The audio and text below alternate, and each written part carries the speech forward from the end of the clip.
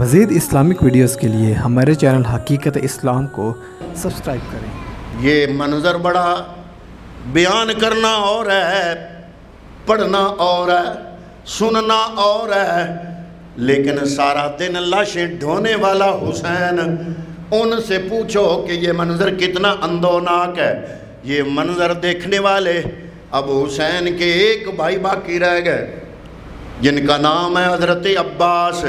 حضرت عباس رضی اللہ تعالیٰ عنہ آپ امام علی مقام کے قریب آتے ہیں، اور امام علی مقام آپ کے لیے ایک ایک عزیز کا بچھڑنا اس قدر روح فرسا تھا کہ آپ زانوے غم پہ سر رکھ کر خاک کربلا میں بیٹھ جاتے۔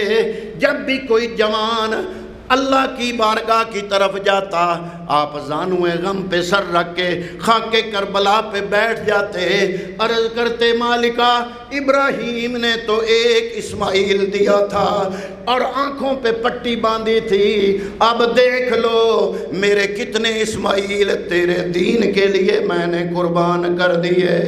حضرات محترم ایسے عالم میں امام علی مقام بیٹھے ہوئے اپنے رب کی بارگاہ میں مناجات کر رہے ہیں۔ حضرت عباس قریب آئے، قریب آ کے دیکھا اپنے بھائی حسین کی طرف، ادھر دیکھا ان لاشوں کے ڈھیر کی طرف، دیکھ کے عرض کرتے ہیں، کبھی آسمان کی طرف دیکھتے ہیں، دیکھ کے اپنے وقت کی باقی ماندہ گھڑیاں گنتے ہیں اور گن کے عرض کرتے ہیں میرے بھائی حسین اب میرے علاوہ کوئی نہیں بچا۔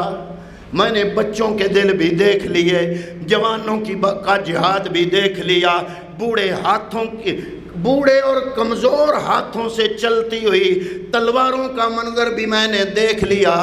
اے میرے بھائی اب سارے اپنا اپنا فریضہ ادا کر گئے، اب ایسا نہ کر، صبح سے میں نے جھنڈا پکڑا ہوا ہے، علم تھاما ہوا ہے، اب مجھے صرف علم کے لیے نہ رہنے دو، مجھے بھی اپنا فریضہ ادا کرنے دو، مجھے بھی اپنے قدموں پہ اپنی جان نچھاور کرنے دو۔ آپ نے فرمایا اے میرے بھائی عباس، آپ سے تو میری ہمت بندھی ہے، آپ کی طرف دیکھتا ہوں تو پھر دل میرا مضبوط ہو جاتا ہے، آپ کو میں کیسے اجازت دوں؟ ابھی یہ دونوں بھائی آپس میں باتیں کر رہے ہیں، اندر خیمے کے اندر سے ایک بچی کے رونے کی آواز آتی ہے۔ حضرت عباس رضی اللہ تعالیٰ عنہ فوراً خیمے کے اندر جاتے ہیں، جا کے دیکھتے ہیں کہ بچی کون ہے اور کیوں رو رہی ہے۔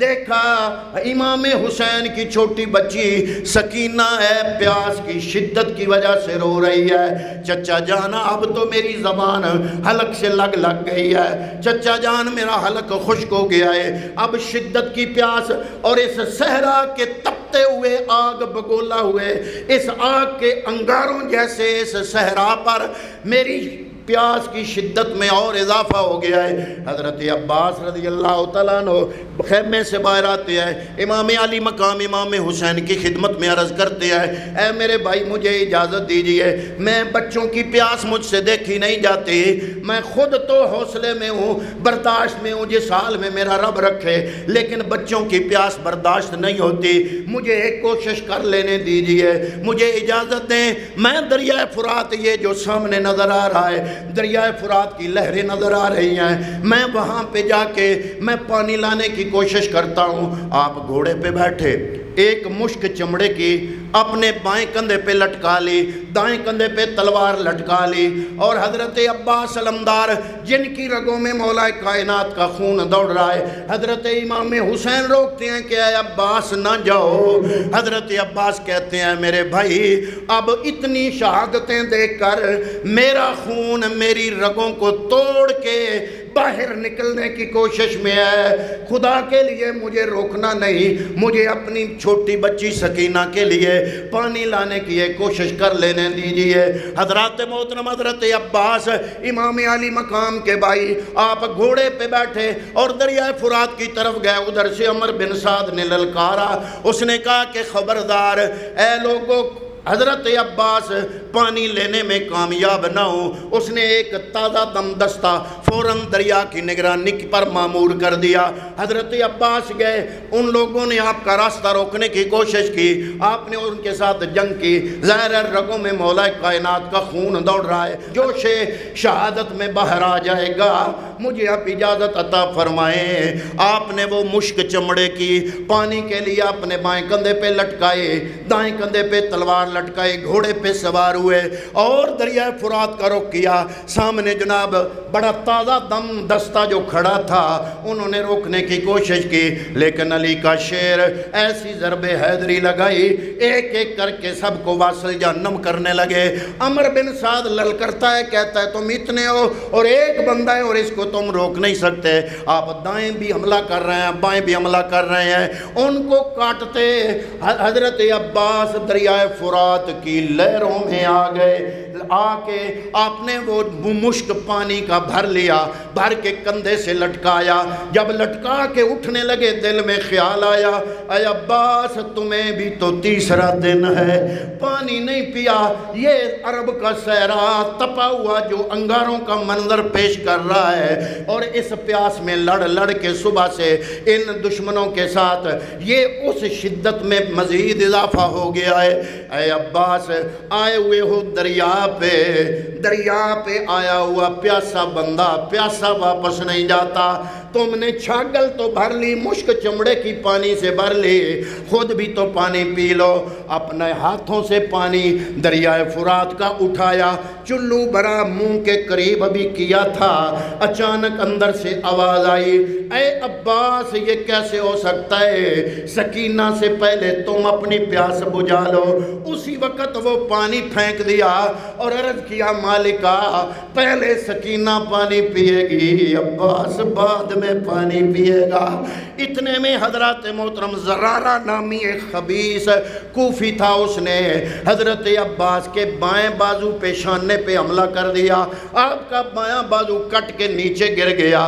آپ نے چھاگل فوراً اپنے دائیں ہاتھ سے پکڑ کے اپنے دائیں کندھے پہ رکھی، دائیں کندھے پہ وہ چمڑے کی مشک ہے اور دائیں بازو میں تلوار ہے، اسی کندھے پر مشک ہے اور اسی ہاتھ سے آپ لڑ رہے ہیں۔ لیکن کتنی دیر لڑتے؟ نوفل بن الارزق ایک کوفی تھا، اس نے وار کیا، تاڑ کے وار کیا آپ کے دائیں بازو پر، آپ کا دایاں بازو بھی کٹ گیا۔ دل میں خیال آیا، یہ پانی کی مشک اب سکینہ تک میں کیسے پہنچا ہوں؟ اب تو تھوڑا فاصلہ باقی رہ گیا ہے۔ حضرات محترم وہ فوراً وہ چھاگل وہ مشک اپنے منہ میں دبا لی، منہ میں دبا کے گھوڑا دوڑایا، لیکن کیا ہوا؟ ایک بدبخت نے تیر مارا، آپ کی اس مشک پر لگا، جو آر پار ہو گیا، سارا پانی ضائع ہو گیا۔ ایک بدبخت آیا، اس نے آپ کے سر پہ وار کیا، نیچے گرنے ہی لگے تھے، پکارے یا اخاہو ادرکنی، اے میرے بھائی میں نے اپنا فریضہ پورا کر دیا، مجھے پکڑ لو۔ جب امام حسین قریب آئے، حسین کی زبان سے ایک لفظ نکلا، ان کا سرت ظہری الان، یا اللہ اب میری کمر ٹوٹ گئی، اب عباس ایک بھائی میرا بچا تھا وہ بھی شہید ہو گیا، اب میں اکیلا رہ گیا۔ حضرات محترم حضرت امام عالی مقام نے حضرت عباس کو کا سر اپنی گود میں لیا، ابھی عباس کی سانسیں چل رہی تھی، عرض کیا ہے میرے بھائی حسین، میری بھتیجی سکینہ کو دلاسا دینا اور کہنا کہ افسوس میں تمہاری یہ معصوم سی خواہش پوری نہیں کر سکا، لیکن میں نے اپنی جان پہ کھیل کے کوشش کی ہے۔ حضرات محترم امام عالی مقام کے ان چھوٹے چھوٹے پھولوں نے بھی اپنی قربانیاں پیش کر کے دین اسلام کا گلشن پھر تر و تازہ فرما دیا۔ حسین گلشن اسلام کر گئے روشن، جلا جلا کے نشے من بجھا بجھا کے چراغ۔ دعا ہے کہ اللہ رب العالمین ان نفوس قدسیہ کی مزارات پر کروڑا رحمتوں کی برسات فرمائے، ہمیں ان کی محبت اور مودت عطا فرمائے۔ وما علیہ الا البلاغ المبین۔